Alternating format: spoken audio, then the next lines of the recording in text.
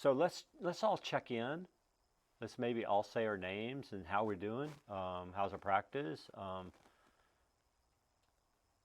Yeah, let's do that.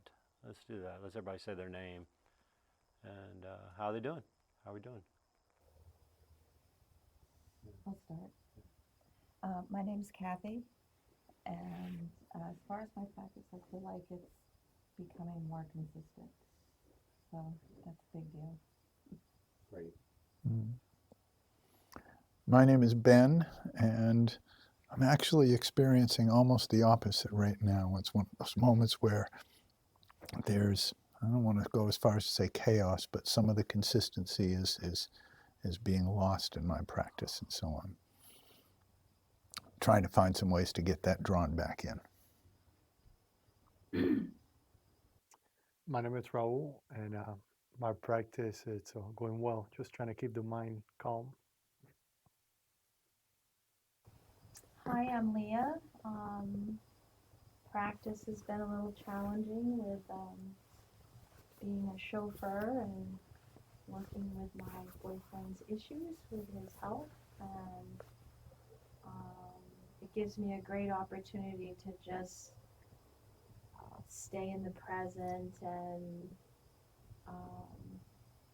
practice loving kindness, and so it's going well for that sense. Yeah. Mm-hmm. I'm Joanne, and yep, I'm doing that pretty much this week too. It's just learning to let things go and not let them bother me, and whatever I can't think about, just let it go. I'm Jenny, hiding behind Roxy. My practice is going well. I expect it to get more complicated because I'm kind of moving from the, okay, I go to the meditation once a week, let's try to do it at home now. But I'm feeling good. I'm Katie. I've been trying to get a little bit more consistent as well, but I'm seeing improvement there. I'm Brandon. Hi. Randy and Brandon just materialized. I did not see that. You look like the embryo, the fetus in the Buddha. I've been really struggling with striving. Yeah. I feel like a lot of times when I'm trying to sit at home, I have a goal and I am not really involved in the process the way I would like to be.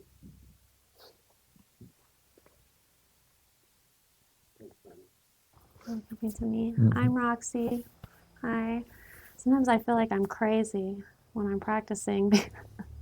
I mean, just in my daily life, I think about and read about and look at Dharma and the teachings constantly, and I'm like, don't think about it, do it. Are you thinking about it all the time, or are you doing it? Like, be here, breathing in the now. Let the thoughts go. I'm not my thoughts, so I'm there. But it's all good. I'm Larry, and been pretty consistent with the practice in the mornings. Great. Yeah. Mm-hmm. I'm Jane, and I'm inconsistent with my practices in the morning, but that's when I feel more comfortable doing it. It's a struggle for me to come out at night. I don't know. I'm just an early riser and early to bed. But, and I'm just not struggling, but I'm trying to balance more of my life and not be 90 miles an hour and then zero. Just find a groundedness and a balance is what I'm aiming for. Great. Excellent.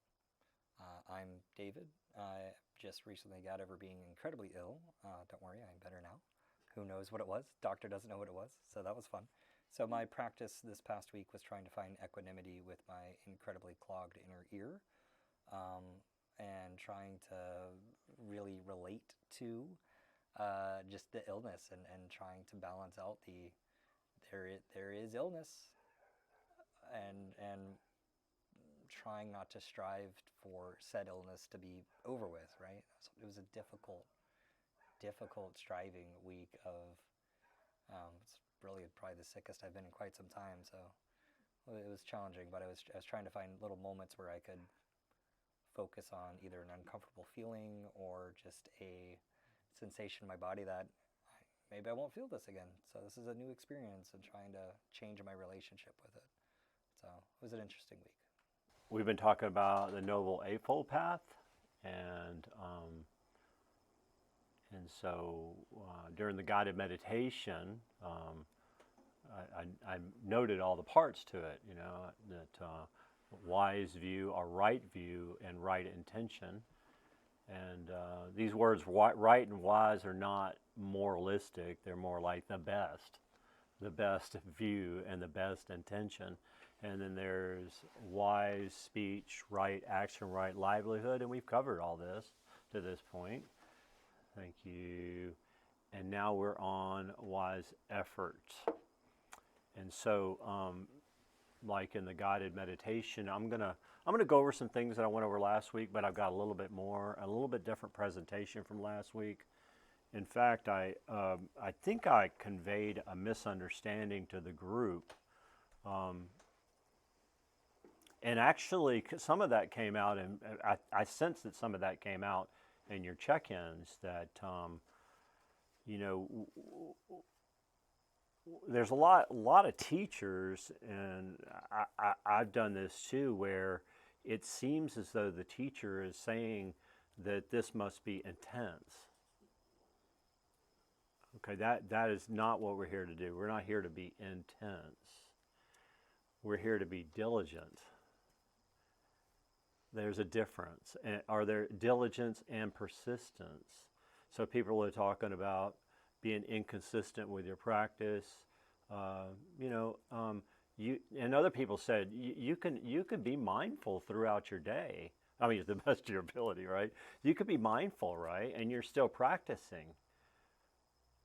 Try to understand that your effort, you don't want to try to squeeze effort where there's no energy there. You might not have the energy to have a particular effort.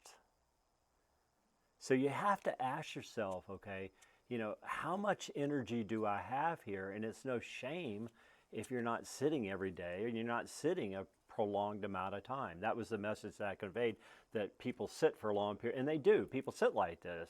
Monastics sit like that. Most of us lay people don't sit, you know, 2 hours a day or 6 hours a day, whatever. So the practice is so formulated around non-harm, okay? Wise intention. And the person that we need to be the most kindest to is ourselves. This is a marathon, it's not a sprint. People are talking about in the check-ins about striving. Yeah, people serious students, monastics, there's a lot of striving going on, right?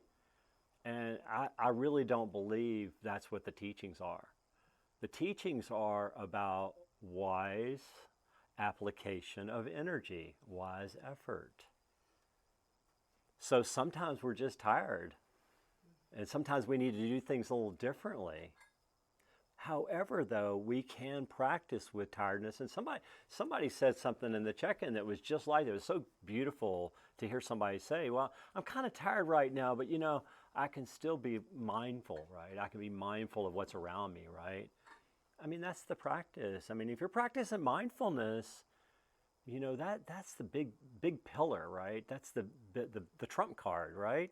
Is to do that, because what you're doing is you're living in the wholesome. You're living in the skillful. So try to be gentle with yourself with this. Be consistent. Okay, be consistent, but try to avoid striving, okay? Because striving is usually this sense of self. Usually this sense of self gets in there. And trust me, I've done plenty of it. Plenty of selfing around how much I should sit, how long I should sit, how much pain I should sit with, etc., etc., etc. It causes a lot of suffering.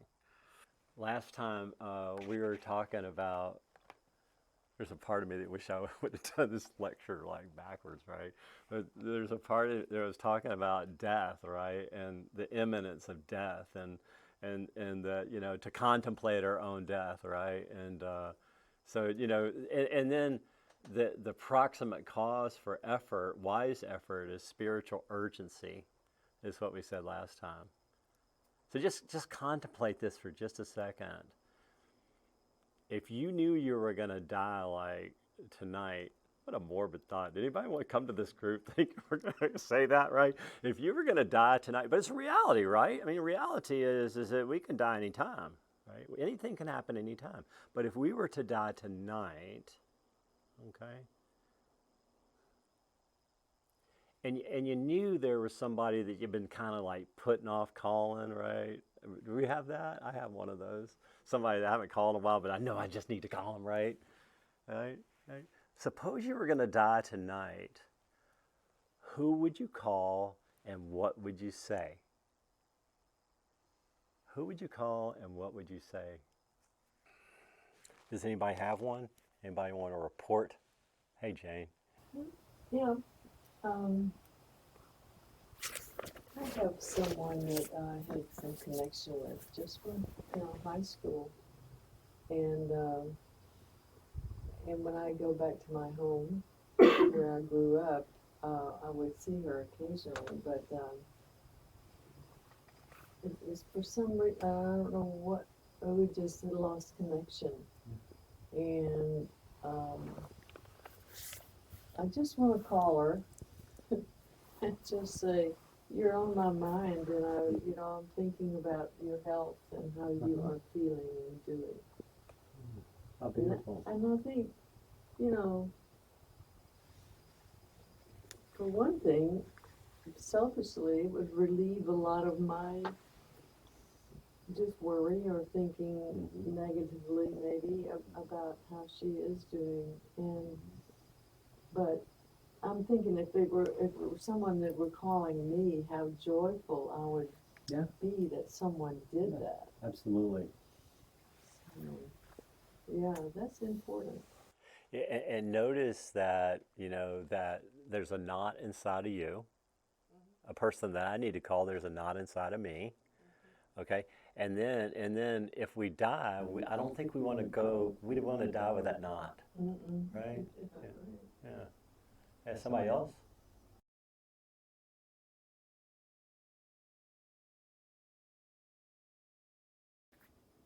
I guess I don't think of it as a knot nearly as much as the person I would call is someone who has given me a great gift. And I've thanked that person before, but I would want that person to know at that moment of passing that the great gift is still appreciated at this final moment. So I don't think of it as a knot that, I've avoided this person. I haven't avoided this person, but I'd want this person to know once again. Great, yay. So wise effort, consistently aligning our attention with wisdom. What is wisdom? Wise view and wise intention. And wise view is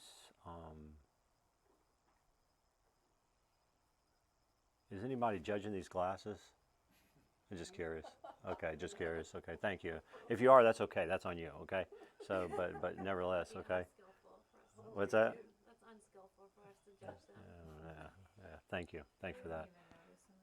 I appreciate it. Are they taped? Is that tape? That's duct tape. Oh, I just thought that was the style.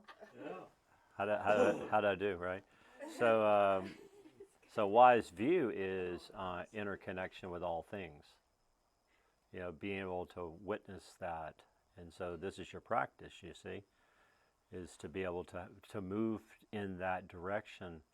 And wise intention is to align ourselves with the skillful.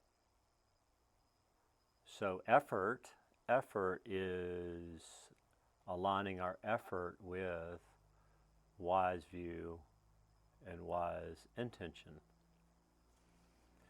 So, with respect to wise view and interconnection with all things, so the guided meditation, and frequently when I do guided meditations, the words will come up to whatever comes up in your experience is to befriend that. And sometimes that's not necessarily so easy to do, obviously. However, though, after a moment of delusion or aversion or some type of grasping in the mind, we can settle back into say, what is this? And move our attention closer to whatever it is, being a thought, an emotion, a sensation in the body, and have an attitude of gentleness, whatever's happening in the body or the mind. And this is called befriending, and it actually is movement towards understanding in a more microscopic, cellular manner the law of interdependence. So we actually practice wise view within the framework of the mind and the body. We practice externally too, nevertheless, but also internally.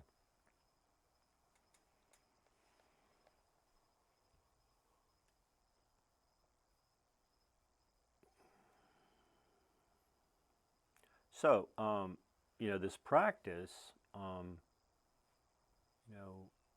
takes effort, and the reason that it takes effort is because we have habits of the mind, and the habits of the mind are very difficult sometimes to let go of. And probably that the mind likes habit, and the reason that the mind likes habit is because it conserves energy. However, the problem with this is that some of the things that we get habitual in are actually energy draining. And so once we start practicing and we start aligning ourselves with what is skillful or wholesome or healthy or even the word good, actually what happens is that the mind becomes much more efficient because we're not dumping a lot of energy through these unskillful mental habits. How many of you in here have heard me talk about Uba Ken, Goenka's teacher, S.N. Goenka's teacher? One person, has anybody else? Roxy's heard me talk about it. Yeah, maybe I'll tell that story later. I'm teasing you right now. I'm teasing you with a story. Maybe I'll tell it later on. Okay, I don't know.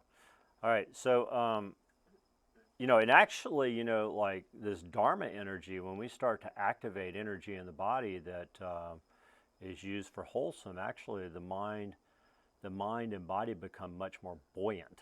And this is called joy or rapture. This begins to happen. There seems to be a significant amount of energy that happens when we start to release formations that are unwholesome.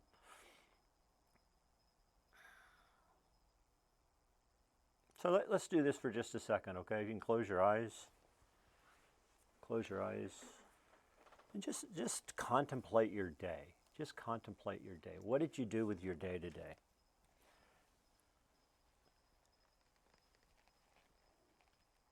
And just consider these times where there's things that we're doing that are inconsequential, they unskillful, the mind is checked out, delusional. Just consider that for a moment.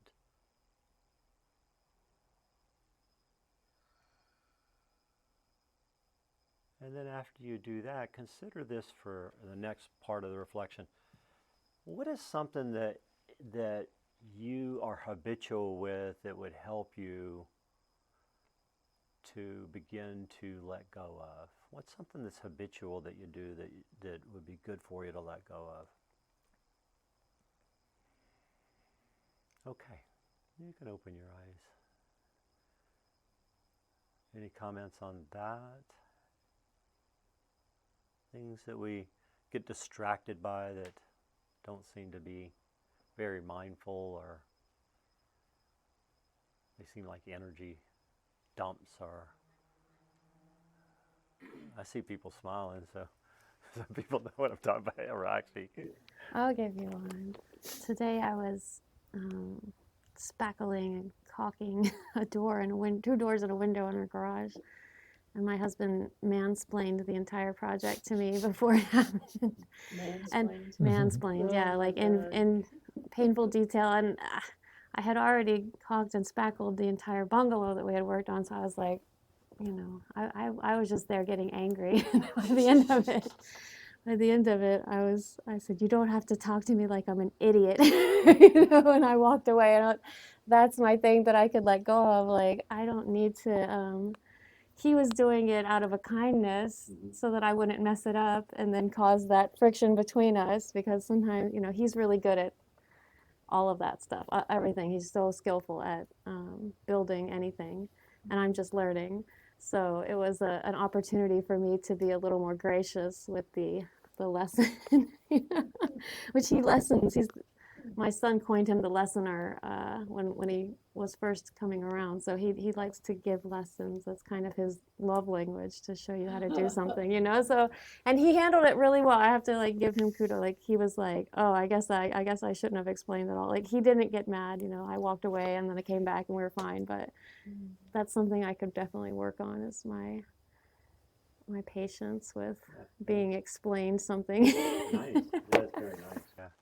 Yeah, it's interesting because, you know, you get into that formation, maybe some impatience or aversion, but then you think about intention. I was working with somebody quite a bit on this today. What is more important, the intention to my husband or wife, or this impatience around mansplaining? Exactly. That's why I had to get over it quickly. I was like, this isn't, I want a peaceful day. I don't need to be clinging to this perception that my ego's been harmed in some way. You know? And also, though, see, like this is also how come this thing about effort. See, we're so habituated into things like impatience, right? Per se, I'm not saying you, but anybody, right? We're so habituated into that, and then now to be suggested that, okay, I investigate that. What's the impatience about, right? You know, I'm mindful of impatience, right? That's in the body, right? And now it starts time to practice my primary intention, which is loving my husband. So that takes some effort, because it's easy just to sit there and be impatient, although that's an energy dump. That's an energy dump. For a lot of us, it looks like, wow, you know, no big deal, right? But we're really actually becoming less efficient by that type of dumping. We'll talk about some of these energy dumps in just a minute, okay? We'll get in there. Anybody else? Yeah, that's a good one. Yeah. Anybody else? I went in a little different direction. I've been really trying to be really mindful about what like apps and stuff I have on my phone. I got one today that teaches, it looks like TED Talks, and I'm very excited. But just being more mindful of that time, because that's definitely something that, like, mind goes blank when phone is in front of. Yeah. Yeah, that's called delusion. Yeah, it's called delusion, right? Yeah. Yeah, good for you. Yeah. So you're mindful of, you know, how much energy I'm putting into that, how much effort I'm putting into that. Wonderful. Yeah, wonderful.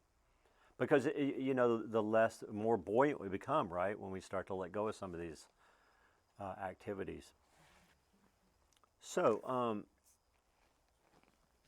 so this wise effort, you know, how much energy we devote to a particular process depends on the context, right? So if your child runs into the street, there may be more effort than if your child knocks over their cereal, right? So it all depends on the context. And then, you know, being able to, choose the right tool for the right situation. We don't choose a hammer when we need a screwdriver, right? So you have to like figure out like, okay, what is the right tool to use based in this particular situation? So what type of effort do I do based on the context? Yes, sir. This question may be a little off track, and you can say so and move on, but we're using the word wise effort. We're using the word right effort, and I see on the screen even the phrase proper effort. And I'm wondering, as I am always pretty motivated by words and definitions, do we have trouble translating the Pali term that was used at the time of the Buddha into modern tense? Because right and wise are not the same thing to us. And right and proper and wise are not the same thing. So how do we hear that interchangeability that gets used today? Well, I don't know how you hear it, but what I will tell you is that I think it's wise to like understand where you're putting your effort into and where you're putting your energy into. And the only person that can discern that is you. Does that help? Yeah, because something might be wise for you. The best, yeah. I mean, everybody's individual in here, but we can do this though. We can determine what is unwise effort. We can do that, which is how the path is formulated. The path is formulated by what kinds of things bring harm. And so now guess what? You get a review. You get a little bit of review. Okay, and does anybody in here know some things that are unwholesome in the mind? Let's see if we can formulate all these. Greed. Okay, all right. Now, so I'm going to bookmark that in my mind. One's greed. That works. Anything else? Envy. Okay. Negative thoughts. Okay. Hatred. Hatred. Okay. Striving. What's that? Striving. Okay. Delusion. Okay, pretty good list. Y'all are doing pretty good. Keep going. Keep going. I'm going to put them all on the board. Not all of them. I'm going to lay some out, but they're going to be most of them on the board. Just want to see what you know. Lazy mind.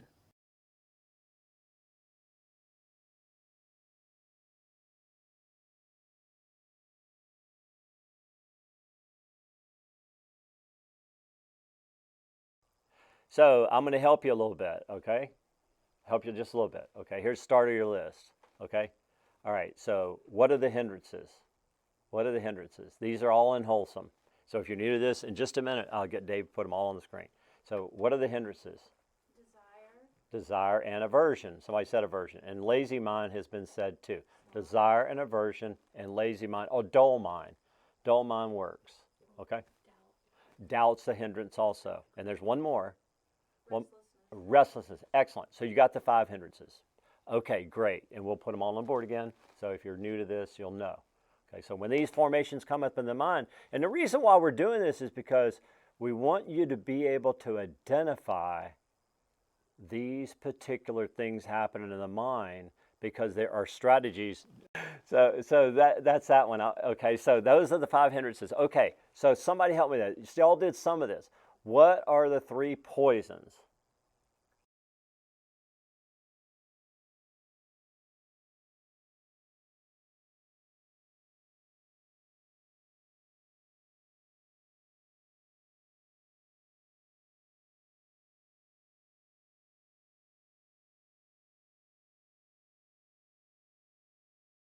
A really nice definition of these 3 come from a teacher named Ajahn Buddhadasa in Thailand. He still has monastery. He says that greed is pulling towards, aversion is pushing away, and delusion is running around in circles. And we've all sat in meditation and our minds run around in circles. If you haven't, meet me after class. I want to learn from you, okay, how you do that. So we all run around in circles. Three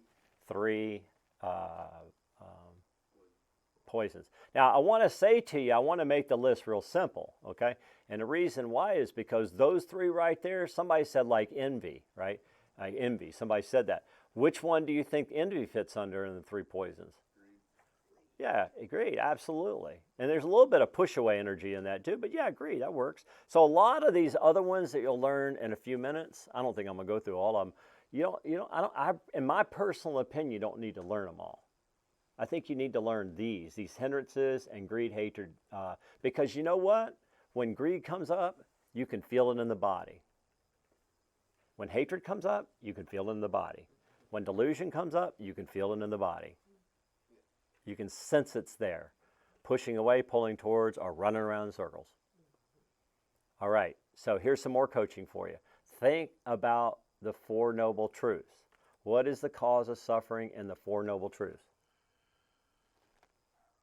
You should know this one too. This is very similar. Craving, desire. Right, craving, desire, but it's a little bit different desire. It is, what's the best way to say this? It is insatiable desire. Like, I can't live without it.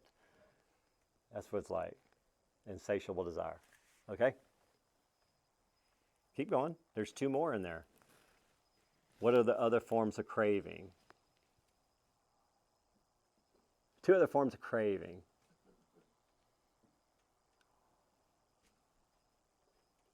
So if these come up in the mind, right, you want to learn how to identify this stuff and say, oh my goodness, there that is. And maybe look a little bit closer. What is activating craving?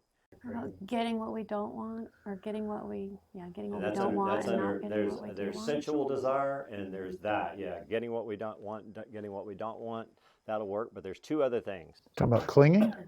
We're close. You're really close. You're hot right now. So here's what it is. You're really hot right now, but clinging covers a lot more than just what I'm about to say. So clinging, there is a desire to create a me. So selfing. That's right. It's selfing, right. So there is this thing about creating a me. I am the teacher right now. I am teaching. I am doing a good job. Oh my goodness, suffering. I'm doing a great job. Oh my God, suffering. Doing a half-assed job. Oh my God, suffering. Whatever it is, the sense of self creates suffering. Doesn't matter the outcome, because all this is impermanent. It's all impermanent, including the sense of self. It's impermanent. It's just this empty phenomena rolling on. And if that's the case, if the creation of a self is also unwholesome, what would be the opposite of that? Creating another? No, but you're close. Oh, like a nihilism, like nihilism. nothing. Yeah. Like, I am not the person who does a bad job teaching. I am not the person who sent my child to school without lunch. Right? I'm not the person who was rude in traffic. That's not me. I'm the person who's kind in traffic. Right? Yeah. So we do this all during the day, right? We don't like it very much when our self-identification gets challenged. We don't like it that much. I want to be this person. And by the way, I hope you know this. If you don't, I'm going to be the only person here. I'll be so paranoid. I have these glasses on. I'll be so paranoid. But we also want to establish it in everybody's mind. I'm this kind of person. We want to establish it in everybody's mind. So as soon as somebody is not established in somebody's mind, so much suffering. So much suffering. Yeah. Okay. There are other classes of you can put that stuff up there now, sir. Yeah. Okay. And also clinging. See, there's clingings down there too. But could you scroll down a little bit? Okay. Fetters. I don't have the screen share that we did put the fetters up there before. We've done that in the class before. And there's also this word called chetasikas, okay? There's 10 fetters. One of them that's very important to know is another thing that is an unwholesome thing in the mind is attachment to view. Attachment to view, okay? We're not going to cover this. And these chetasikas, there's 52 of them. If you want, I can give you a resource for them. They're useful. Oh, and by the way, our teacher in Orlando usually does talks pretty regularly on these chetasikas. There's unwholesome chetasikas that happen all the time whenever there's anything unwholesome happen in the mind. There's unwholesome chetasikas that happen when just at will. Envy, by the way, is one of them. And then there's also wholesome ones, and there's also wholesome ones that happen all the time, and anytime a wholesome moment occurs. And there's also chetasikas that happen in every moment of experience, like feeling and perception and volition and contact. They happen in every moment. But you don't have to know all that right now, okay? If you want to study, that's great. Maybe later on we'll talk about it. So you can scroll down a little bit more, David. All right. So move back up. Get out of there, David. Get out of there. Okay. So now you get challenged on this, okay? I was looking for the fetters thing. I had the fetters thing, but I didn't want to put it up, all right? So what is wholesome in the mind? Say, what is wholesome? Don't you love this? Nice review, right? What are wholesome things in the mind? Hey, you don't need to formally sit, right? Some of y'all are saying my practice is inconsistent, right? You don't have to formally sit to know that there's one of these things in the mind. But I tell you what, it helps you to understand at deeper and deeper and deeper levels what is unwholesome and what is wholesome. That's for sure. And the more you sit still and are able to slow the mind down, okay, get into tranquility, some of these things start bubbling up. And then if you keep your mindfulness, they pass away. Yep. That is something that's been better at my house now that I don't have my brother and his mental illness there. My meals are peaceful and I can open the blinds and enjoy the daylight and just have a mindful hour or whatever.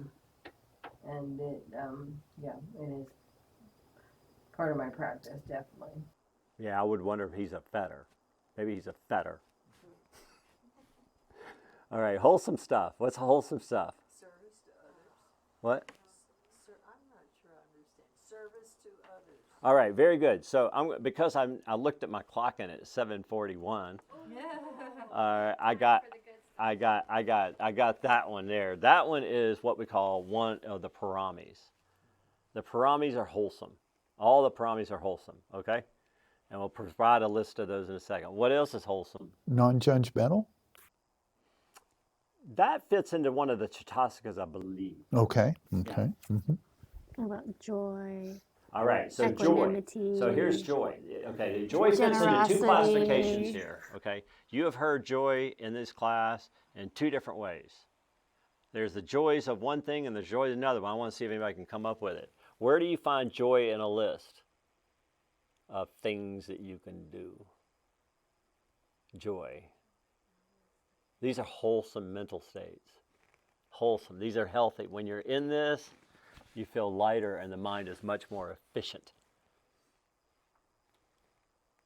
All right, well. Mindfulness? All right, we're close, girl. You're really close. You're right on top of it. So what are the 7 factors of awakening? Anybody remember that? Oh, let me find my list. Mindfulness. Present, no. It's in mindfulness. I expect you to have this memorized. Just give it a shot at it, okay? We said one. We're doing effort, right? So mindfulness. Concentration? Yeah, concentration. Excellent. So mindfulness, investigation, effort, energy, tranquility, joy, concentration, and equanimity. These are all wholesome. And you're developing in these when you sit and meditate and you're able to keep your attention on the breath. Just that right there. All right, the other joy thing is the Brahma Viharas, the 4 abidings in loving kindness. The 4 abidings in loving kindness are, anybody want to take a stab at it? What are the 4 abidings in loving kindness? Give us one. I did. I just gave you appreciative joy. You did? Yeah. So compassion? How about that? Compassion, Equanimity? equanimity, and there's one more. Loving kindness. You got it. Nailed it. There it is. Those are all wholesome. When those are in the mind is wholesome. Excellent. Okay? All right. So then now you can scroll down. Thank you, Dave. All right. So there's the paramis. You see, these are the paramis. And they are generosity, morality, renunciation. Notice that generosity and morality come first. These lists are kind of standard. I don't know how they came about standard, but I really like the order in which they're presented. Generosity, morality, renunciation, which people think that is like being in a monastery. No, it's letting go of the self. Letting go of the self, right? Or these formations that are unwholesome. Wisdom, energy, patience, truthfulness, resolution, which is like determination. It's like determination. All right, loving kindness and equanimity. And if you haven't seen this yet, the problem with us Buddhist people, we like list, all right? And there's a lot of overlap in list. All right, there's lots of overlap on the list. So it doesn't have to be complicated. There's this thing called the 5 faculties. 5 faculties. All right, this is faith. You don't see faith in many lists, but faith and mindfulness and compassion and wisdom. These 5 faculties. All right, 5 faculties. And then below that, chittasakas, wholesome mental conditioners. And again, I'm not going to list those, okay? There's chittasakas again. 52 of them. They're on Wikipedia if you want to look them up. But they're on Wikipedia, though, from different traditions. So different traditions talk about the chittasakas. So this is what you're looking for when you practice. Am I on the wholesome or on the unwholesome? You see? By the way, one of the resources I use for this, there's a teacher out west, and her name is Diana Clark. She teaches with Gail Fronsdell at the Insight Meditation Center, Redwood City, California. And she's a PhD, lives in the San Francisco area. I like her because she speaks to everyday usefulness of the practice. I like that quite a bit. So Diana, David and I have put together resources, and they might be posted, right? They're posted, right? But I'll send you the one from Diana Clark, and you can add to the list, okay? All right, anything else before we go? Any questions?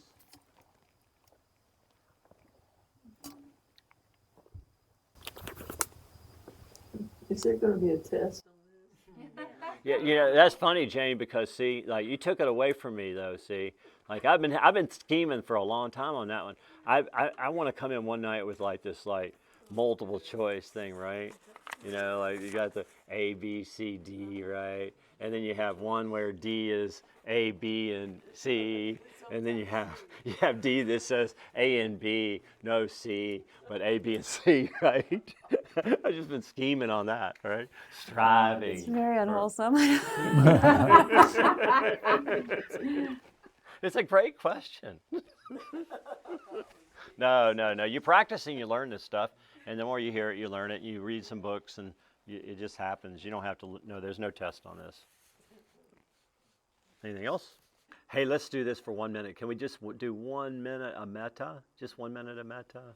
Just 1 minute. Just 1 minute of loving kindness meditation.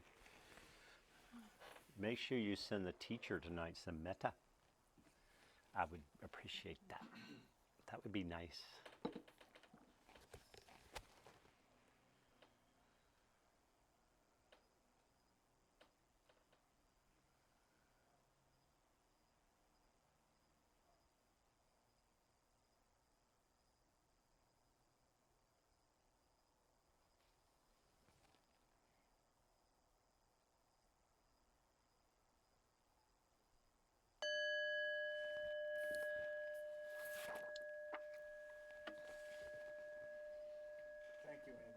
Thanks you, Ben, and thank everybody, and thanks for participating and sharing your heart with our group. How about this fall?